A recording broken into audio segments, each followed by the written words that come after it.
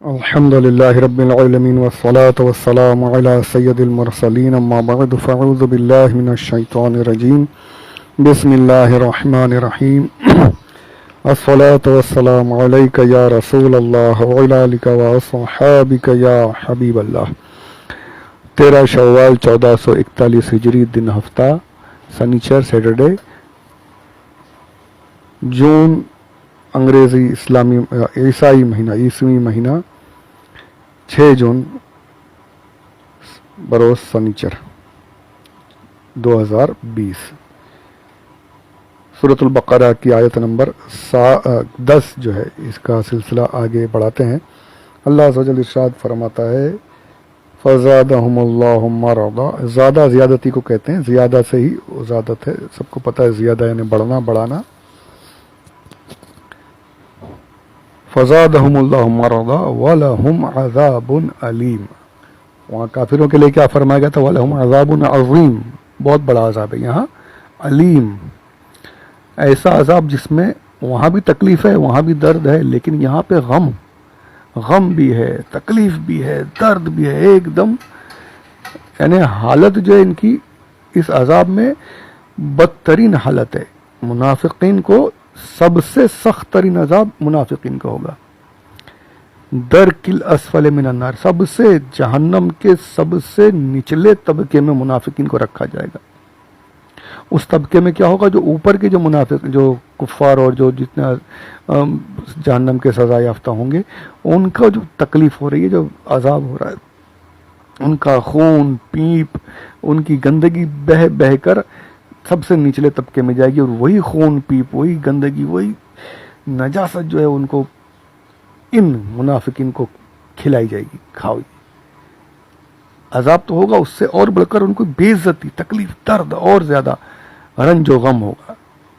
سب سے نچلے درجے میں سب سے زیادہ سخت عذاب ان پر ہوگا۔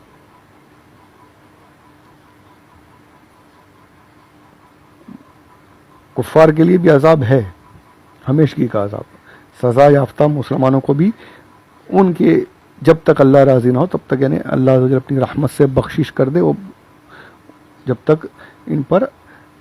سزا یافتہ مسلمانوں کو بھی عذاب ہوگا۔ اللہ ہم سب کو امان میں رکھے،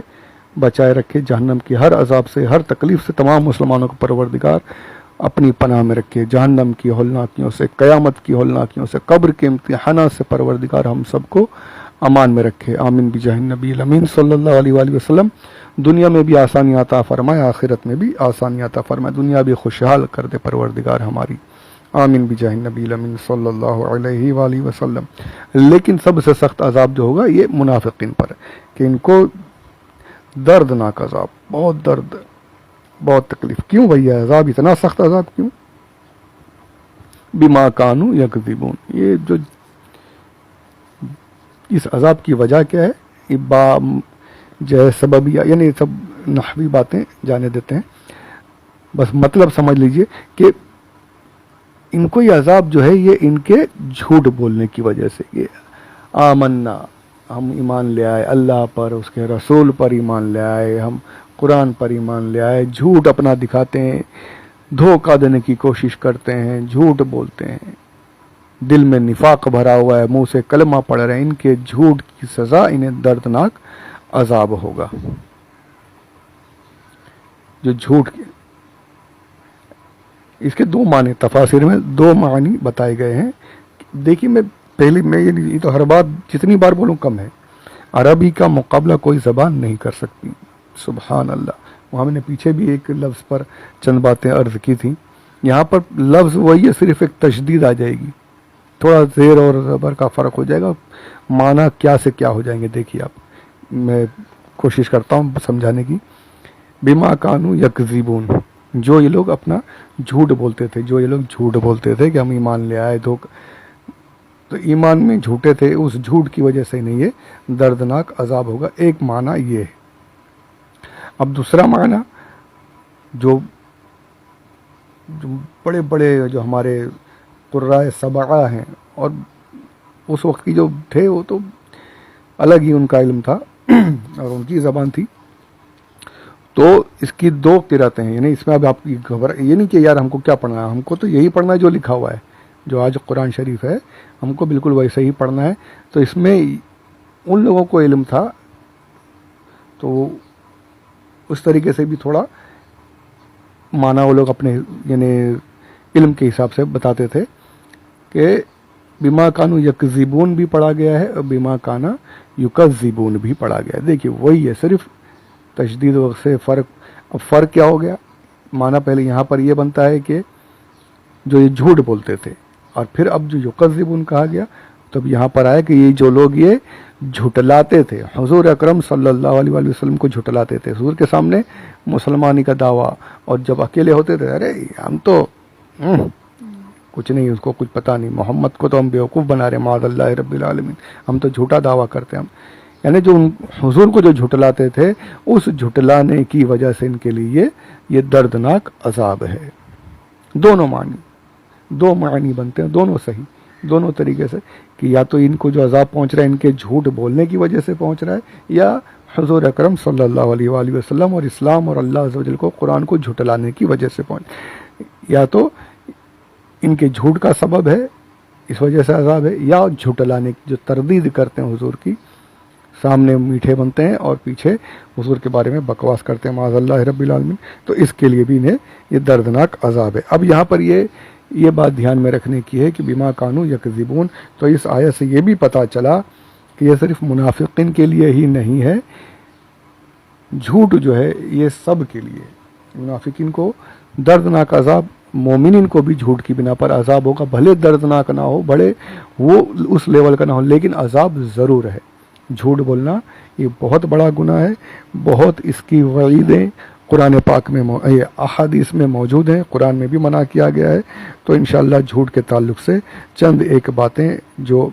وعیدیں ہیں وہ آپ کی خدمت میں پیش کرتا ہوں، اسے سماعت فرمائیں اور کوشش کریں کہ جھوٹ سے ہمیشہ بچتے رہیں۔ اللہ عز و جل ہم سب کو، مجھے بھی، آپ کو بھی، تمام مومنین کو اللہ جھوٹ سے محفوظ فرمائے، آمین بجاہ النبی الامین صلی اللہ علیہ وسلم۔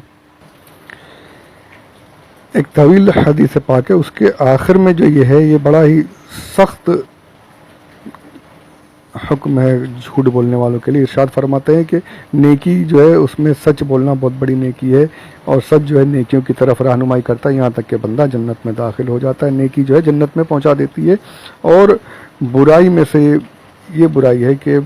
اچھا جو صدیق جو سچ بولتے ہیں وہ اللہ عز و جل کے یہاں پہ صدیق لکھ دیا جاتا ہے ان کو، ابھی یہ بھی دنیا میں ہی ہے، سچ بول رہا ہے لیکن اللہ کی بارگاہ میں صدیق لکھ دیا گیا۔ وہی اس کا الٹ جھوٹے کے بارے میں ارشاد فرماتے ہیں کہ جھوٹ جو ہے گناہوں کی رہنمائی، جھوٹ سے انسان گناہوں کی طرف ہی چلتا رہے گا۔ چوری کر لو، جھوٹ بول دوں گا، نماز مت پڑھو، جھوٹ بول دوں گا کہ ہاں پڑھ لیا، اور زنا کر لو، جھوٹ کوئی پوچھے گا تو بول دوں گا نہیں کیا۔ تو یہ جھوٹ کتنے گناہ آدمی کا، اگر جھوٹ سے رک جائے تو سارے گناہوں سے بچ جائے، کہ اگر کوئی پوچھے گا تو یار مجھے سچ بولنا پڑے گا، اور پھر مطلب یعنی کہ میری بات سب کے سامنے آ جائے گی، تو آدمی اگر جھوٹ سے بچنا شروع کر دے تو سارے گناہوں سے بچنا اس کے لیے آسان ہو جائے۔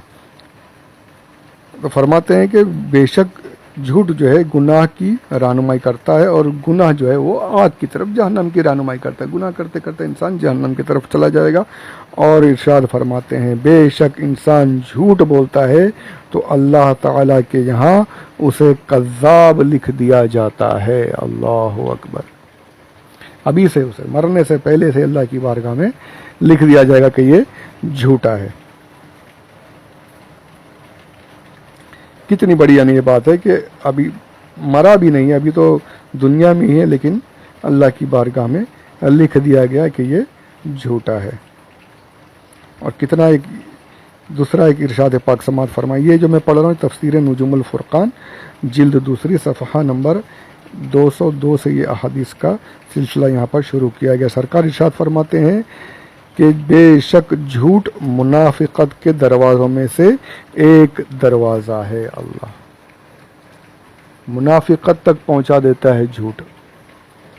نفاق جو ہے عقیدے کا بھی ہوتا ہے، عمل کا بھی ہوتا ہے، تو یہ عمل کے نفاق کے بارے میں کہ منافقت کا دروازہ ہے،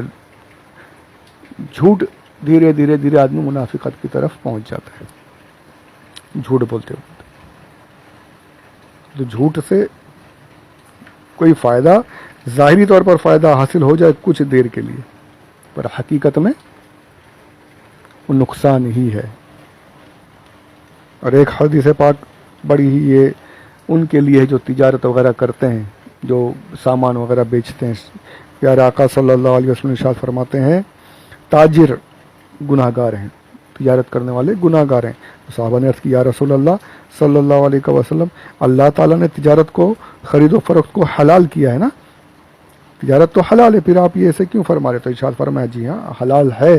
پر میں نے یہ ان کے لیے کہا ہے جو قسمیں کھاتے ہیں، گناہ گار ہوتے ہیں، بات کرتے ہیں تو جھوٹ بولتے ہیں، یعنی جھوٹی قسمیں اٹھا کر اپنے مال کی تعریف کرنا وغیرہ تاجروں کو گناہ گار کرتا ہے۔ یہاں پر تاجر فاجر ہیں، اس سے وہ مراد ہے کہ جو ارے قسم سے یہ ایسا مال ملے گا نہیں، ارے اللہ کی قسم مجھے اتنے میں ہی پڑا ہے،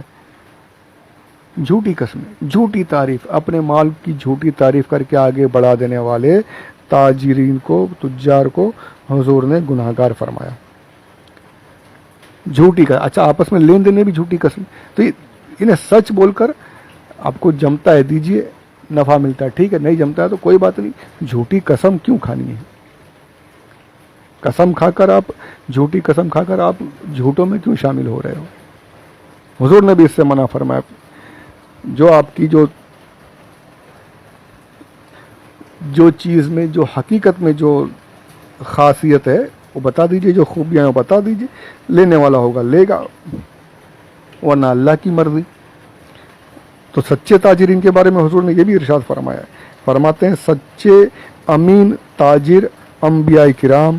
صدیقین اور شہداء کے ساتھ ہوں گے، یعنی جو تجارت میں سچ بولے گا وہ امانت دار جو ہوگا وہ قیامت کے دن ان انبیاء کرام اور صدیقین کے ساتھ اس کو قرب حاصل ہوگا۔ سبحان اللہ سبحان اللہ سبحان اللہ۔ تو سچی تجارت کی کوشش کرتے رہنی چاہیے۔ جھوٹ سے یعنی آپس میں بھی جو ہم بات کرتے وقت بھی جھوٹ بول دیتے ہیں،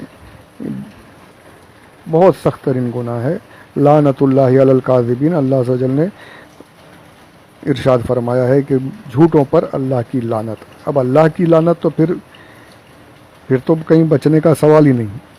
بس ایک ہی طریقہ ہے کہ ہم اپنے اس جھوٹ کے جو عادت ہو گئی ہے اس سے بچیں، بلکہ بچیں کیا اس کو بالکل ختم کر دیں۔ درود پاک پڑھیں، اللہم صلی علی سیدنا و مولانا محمد وعلی آل سیدنا و مولانا محمد وبارک وسلم، صلاۃ و سلام علیک یا رسول اللہ صلی اللہ علیہ وآلہ وسلم۔ یہ میں نے ابھی آپ کی خدمت میں جو احادیث پیش کی یہ نجوم الفرقان سے تھیں۔ تبیان القرآن میں بھی چند ایک باتیں موجود ہیں جھوٹ کے تعلق سے، وہ بھی سماعت فرما لیں، بڑی ہی پیاری بات ہے۔ اچھا جھوٹ کے اس میں ایک انشاءاللہ ایک آڈیو اور بنے گا، اس میں ایک علمی بات جو ہے وہ پیش کرنے کی کوشش کروں گا، اسے بھی سمجھ لیجئے گا آپ لوگ۔ پہلے یہاں پر جھوٹ، اچھا پہلے یہ جھوٹ کی تعریف جو ہے، میں نے یہ بات رہے گی جھوٹ کہتے کسے ہیں، تعریف جو ہے کہ جو بات حقیقت میں اس کے خلاف بیان کرنا ہے، انہیں میں نے آسان بتا دیا، جو حقیقت میں جو بات ہے اس کے خلاف میں بیان کرنا، اسے کہتے ہیں جھوٹ۔ اب ان احادیث کو سماعت فرمائیں۔ یہ میں نے خاص طور پر یہ حدیث بیان کرنا چاہتا تھا، مسلم شریف کی یہ روایت ہے حضرت حفص بن عاصم سے، حضور اکرم صلی اللہ علیہ وآلہ وسلم نے فرمایا کسی آدمی کے جھوٹا ہونے کے لیے یہ کافی ہے کہ وہ سنی سنائی بات کو بیان کر دے۔ سنی سنائی بات بیان کر دے، تحقیق نہیں کری، بس یہاں سے سنا وہاں سے سنا، آگے جا کے بتا دیا۔ اب سامنے والے نے کیا بولا، کیا کہاں سے بولا، یہ کوئی تحقیق نہیں، بتا دیا، تو یہ خود بھی جھوٹے میں، اس وجہ سے خود بھی جھوٹے میں شامل ہو جائے گا۔ اب یہ بات صرف بولنے سے نہیں، آج کل ہمارے یہاں پر دیکھیے، آج کل جو ہمارا دور چل رہا ہے واٹس ایپ اور ٹیلی گرام، انسٹا وغیرہ، فوراً جہاں سے ہمیں کچھ بھی نیوز آئی اٹھا کر لگا دیا، فوراً سچ ہے نہیں ہے، فیک نیوز ہم پھیلانے والے بن گئے، کچھ بھی یعنی فکر ہی نہیں ہے کہ یہ سچ ہے بھی یا نہیں، پتہ ہی نہیں کرتے، بس آیا آگے بڑھا دو۔ اچھا دینی باتیں بھی آتی ہیں وہ بھی بڑھا دیتے ہیں، سمجھتے ہیں ہم بہت دین کا کام کر رہا ہے، اس میں کتنا تو غلط بھی ہوتا ہے، تو یہ نہیں کرنا چاہیے، تحقیق کرنی چاہیے اور سچ بات کو ہی آگے بڑھانا چاہیے، اس سے بچنے کی کوشش کیجیے۔ یہ جو فارورڈنگ کا جو ہمیں شوق چڑھ گیا ہے نا، یہ اس میں گناہ بھی آ جاتے ہیں، کہیں ہم جھوٹوں میں شامل نہ ہو جائیں، اس بات سے ڈرنا چاہیے۔ اب ایک آخری حدیث پاک بیان کرتا ہوں، اور اس بارش بھی کافی زوروں پر ہو رہی ہے الحمدللہ، آواز میں بھی مجھے لگ رہا ہے بہت تکلیف ہوگی، پر اب سلسلہ روکنا صحیح نہیں لگ رہا۔ ایک آخری حدیث پاک بیان کرتا ہوں۔ حضور اکرم صلی اللہ علیہ وآلہ وسلم نے معراج کی رات میں دیکھا کہ ایک شخص لیٹا ہوا ہے اور دوسرا شخص آ کر اس کے ہاتھ میں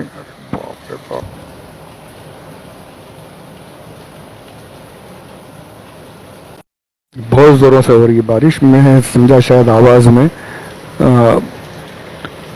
سنائی نہیں دے گا، لیکن سنا میں نے، اتنا ڈسٹربنس نہیں، کلیئر ہے۔ تو حدیث پاک میں عرض کر دوں، معراج میں حضور اکرم صلی اللہ علیہ وآلہ وسلم نے دیکھا ایک شخص لیٹا ہے، دوسرا ایک شخص آتا ہے، اس کے ہاتھ میں لوہے کی آنکڑے، جسے ہم کہلیں آنکڑے، جیسے آج کل کے دور میں ہم کہتے ہیں، وہ آنکڑے جیسا ہے لوہے کا اس کے ہاتھ میں، اس کے جہاں پر ہونٹ ختم ہوتے ہیں نا، ہمارا ہونٹ جہاں پر ہے رائٹ میں، سمجھ لیجیے اس نے رائٹ کے کونے پہ آنکڑا گھسایا اور چیرتے ہوئے اس کے کانوں تک کھینچ لیا، پورا اس کا گال جو پھاڑ دیا، یہاں سے لے کے وہاں تک پھاڑ دیا۔ کتنی تکلیف ہوئی ہوگی اسے، کتنا چیخ چلاتا رہا ہوگا، کتنی تکلیف۔ ہم کو ایک سوئی چپ جائے تو ہم تڑپ کے رہ جاتے ہیں، حالت خراب ہو جاتی ہے۔ وہ آنکڑا گھسا کے ایک جھٹکے میں یہاں سے وہاں تک پھاڑ دیا، پھر یہاں سے جیسے رائٹ سائڈ میں پھاڑا، اب لیفٹ سائڈ کی طرف گیا، وہاں گھسایا لیفٹ سائڈ کے ہونٹ کے آخر میں، وہاں سے کھینچتے ہوئے کانوں تک لے کر یہاں کا گال پھاڑ دیا۔